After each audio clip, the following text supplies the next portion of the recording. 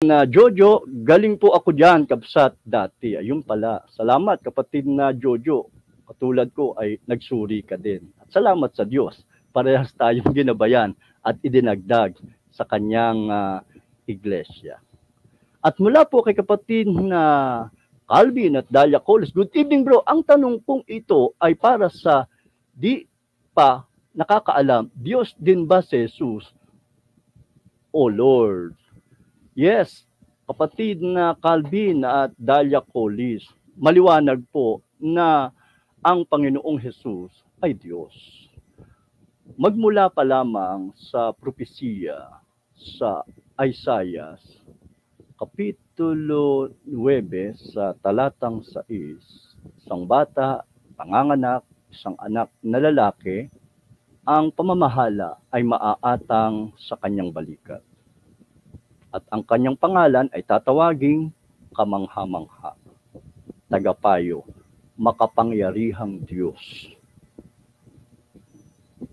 Walang hanggang Ama, Pangulo ng Kapayapaan. Kaya mula pa lamang sa propesiya, pinatutunayan na word for word na ang batang ipanganganak na ito ay malinaw na tumutukoy kay Jesus, ang isa sa katangian ay makapangyarihang Diyos. At pinatunayan din ito ng mga apostol. Gaya po sa Juan 1:1 na aking pong binanggit kanina sa wikang Grego, na nang pasimula siya ang berbo, at ang berbo ay kasama ng Diyos, at ang berbo ay Diyos. Ang tinutukoy na berbo na nang pasimula na kasama ng Diyos, siya ang Panginoong Jesus. Nang pasimula siya, ang Panginoong Jesus ay berbo. Siya ang berbo. At ang berbo ay kasama ng Diyos. At ang berbo na kasama ng Diyos ay Diyos. Kaya maliwanag, ang berbo na tumutukoy kay Jesus ay Diyos. At sa talatang 14, at nagkatawang tao ang berbo. Kaya maliwanag, yung pong salitang nagkatawang tao, nagpapatunay na ang Panginoong Jesus ay hindi po galing sa pagiging tao. Kasi kung galing siya sa pagiging tao, bakit sasabihin pang nagkatawang tao? Tao siya. Kung totoo nga, nagaling siya sa pagiging tao. Pero hindi po, maliwanag. Ang salitang nagkatawang tao, pinatutunayan na ang Panginoong Jesus, ayon sa konteksto, sa talatang 1 hanggang 14, Diyos na nagkatawang tao. Kaya nga po, si Apostol Juan ay meron pong babala sa aklat po ng unang Juan, Kapitulo 4, sa talatang 1, na ang sabi po ni Juan, huwag kayong magsipaniwala sa bawat espiritu, kundi inyong subukin kung sila'y sa Diyos. Sapagkat maraming nagsilitaw ng mga bulaang propeta. Kaya yun yung babala ni Juan, na huwag basta maniniwala sa bawat espiritu. Dapat ay susubukin kung sila'y sa Diyos. Bakit? Sapagkat ayon kay Juan, maraming lumitaw ng mga bulaang propeta. At ipinaalam din ni Juan kung ano yung espiritu na sa Diyos. Sa talatang 2, ang espiritu ng Diyos na nagpapahayag na si Jesus ay naparitong nasa laman ay sa Diyos. Kaya yun po ang kapahayagan ng espiritu, ang aral na si Jesus ay naparitong nasa laman. Kaya yung pong salitang naparito, kung i-relate po natin, i-harmonize natin sa Juan 1:14, na si Juan din ang nagsulat, nagpapatunay na yung naparitong nasa laman, yun din po yung nagkatawang tao. Kaya ang ibig sabihin ng naparitong nasa laman, ayon din kay Juan, sa Juan 1:1 sa talatang 14, Diyos na nagkatawang tao. Yan po ang ibig sabihin ng naparitong nasa laman. At yan ang espiritong sa Diyos na kapahayagan. Kaya diyan po ay pinatutunayan ni Juan na mag-iingat tayo, lalo na sa pagkakilala kay Jesus. Sapagkat pag mali ang pagkakilala kay Jesus, nagpapatunay ang sinumang kinaroroonan ng maling aral na yan ay hindi tunay na iglesia. Gaya din po ng sinabi sa ikalawang Juan, kapitulo 1, isang kapitulo lang po yan, sa talatang 2. Ang sinumang nagpapatuloy at hindi nananahan sa aral ni Kristo ay hindi kinaroroonan ng Diyos. Ang nagpapatuloy at nananahan sa aral ay kinaroroonan ng Ama at gayon din ng Anak. Kaya diyan sa talatang yan, napakalinaw, ang basihan ay aral. Para mapatunayan natin kung ang isang tao o iglesia ay kinaroroonan ng Diyos o hindi kinaroroonan ng Diyos. Napakalinaw at madali lang unawain. Uulitin ko po uli. Ang sinumang, kahit sino, nagpapatuloy, may sinimulan, at hindi nananahan sa aral ni Kristo ay hindi kinaroroonan ng Diyos. Kaya maliwanag, ang hindi nananahan sa aral, hindi kinaroroonan ng Diyos. Pagka sinabing hindi kinaroroonan ng Diyos, maling iglesia. Sa kabilang banda, ang nananahan sa aral ay kinaroroonan ng Ama at gayon din ng Anak. Ang ibig sabihin ng kinaroroonan ng Ama at gayon din ng Anak, tamang iglesia. Sino po? Yung nananahan sa aral. Kaya aral po ang basihan para mapatunayan natin kung ang isang iglesia ay kinaroroonan ng Diyos o hindi. Pagka hindi nananahan sa aral, gaya po ng aral na oneness at ang aral na si Jesus ay hindi Diyos, mga maling iglesia po yan. Ang tunay na kinaroroonan ng Ama at ng Anak, ang tunay na iglesia, ay yung nananahan sa aral. Na si Kristo ay Diyos na nagkatawang tao. Pero hindi lamang po iyan ang pagkakakilanlan, ang tamang pagkakilala kay Jesus. Mayroon pa pong ibang mga aral na dapat nating ilakip dito para makilala at mapatunayan natin ang nag-iisang tunay na iglesia. Kaya yan ang nagpapatunay, kapatid na Calvin, na si Jesus ay Diyos. At napakadami pa, kukulangin ang ating oras para isa-isahin natin. Ang isa pa dyan ng si Tomas ay tinawag si Jesus na Panginoon ko at Diyos ko.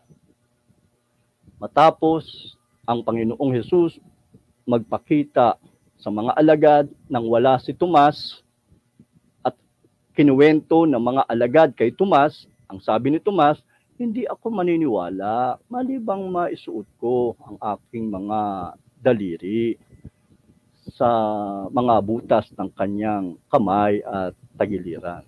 At matapos nito, nagpakita ang Panginoon na andoon na si Tomas. At sinabi ng Panginoon kay Tomas, Tomas, halika rito.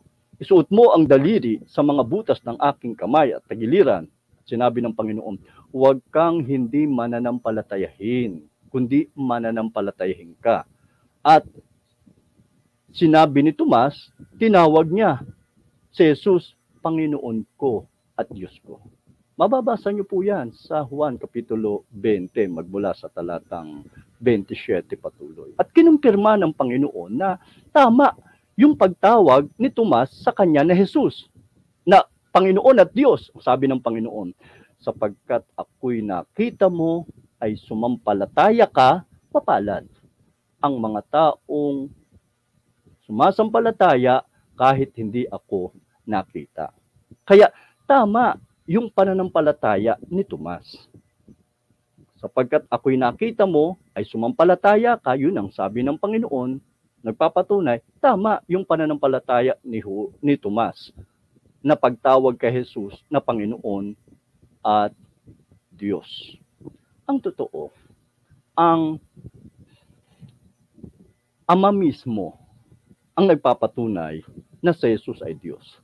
Gaya po ng aking binanggit sa aklat po ng Mateo 3:17, ang isang tinig na mula sa langit na ito po ay galing sa Ama, ito ang sinisinta kong anak na siya kong lubos na kinalulugdan. Mapapansin po natin na si Jesus ay tinawag na anak. Pinatutunayan ng Ama na si Jesus ay Diyos. Sapagkat ang Ama ay Diyos. Ang anak ay Diyos. Pinatutunayan ng Ama na si Jesus, nung tawagin siya na anak ng Diyos, ay Diyos. Yan po mismo ang Ama na ang nagpapatunay. At binanggit din muli yan ng Ama nang ang Panginoong Hesus ay nagbagong anyo sa Mateo Kapitulo 17 sa talatang 5. Ito ang sinisinta kong anak na siya kong lubos na kinalulugdan. Siya ang inyong pakinggan. Kaya maliwanag, yung pagtawag ng Ama kay Jesus na anak, nagpapatunay na si Jesus na tinawag na anak ay Diyos. At kung babasahin pa po natin ang Hebreo, Kapitulo 1 sa talatang 2, doon po ay sinasabi na sa mga huling araw ay nagsalita sa pamamagitan ng kanyang anak na itinalagang tagapagmana na sa pamamagitan niya'y nilikha ang lahat ng mga bagay. Kaya doon pinatutunayan ang Diyos nagsalita sa mga huling araw sa pamamagitan mismo ng kanyang anak. Diyos na nagkatawang tao. At siya, ang anak, ang itinilaga na tagapagmana ng lahat ng mga bagay. Sapagkat siya ay anak, siya ang tagapagmana. Itinilaga na tagapagmana ng lahat ng mga bagay. At sa pamamagitan niya, nilalang ang lahat ng mga bagay. Sa mga talatang iyan ay napakalinaw. Una, tinawag na anak. Patunay na siya ay Diyos. Pangalawa, siya ang itinilaga na tagapagmana. Papatunay na siya ay anak kasi siya ang tagapagmana. Pangatlo, sa pamagitan niya, nilalang ang lahat ng mga bagay. Siya ang naging kasangkapan para malalang ang lahat ng mga bagay. Kaya ang Panginoong Hesus ay tagapaglikha. Siya ang kinasangkapan para malikha ang lahat ng bagay. Ang Panginoong Hesus na nung sabihin ni Juan sa 1:1 ng pasimula siya ang berbo, ang tinutukoy niya ng pasimula gaya ng paglalang. Sapagkat ng pasimula ng paglalang sa gawa o sa Genesis Kapitulo 1:27 at sinabi ng Diyos, lalangin natin ang tao ayon sa ating wangis, ayon sa ating sariling larawan. Ang Diyos po sa paglalang ay meron pong kaatin at hindi pwedeng mga anghel sapagkat ang mga anghel ay hindi naman tagapaglalang. Pinatutunayan na ang kaatin ng Diyos ay ang anak at ang Espiritu Santo sapagkat sa maraming mga talata din pinatutunayan na sa pamagitan ng Espiritu nalalang ang mga bagay.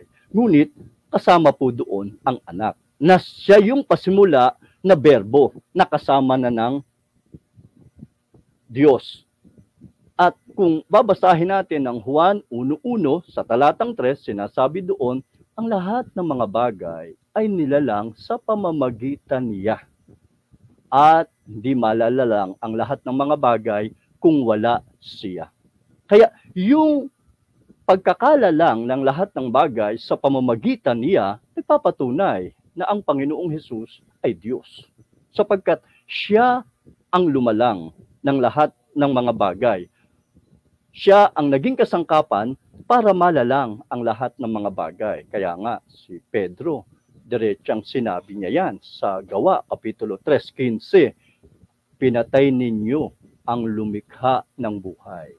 Siya po talaga ang tagapaglikha. Kaya nga din po sa aklat ng Kolosas, Kapitulo 1:16-17, na ang lahat ng mga bagay nakikita, hindi nakikita, ay nilalang sa pamamagitan niya at ukol sa kanya.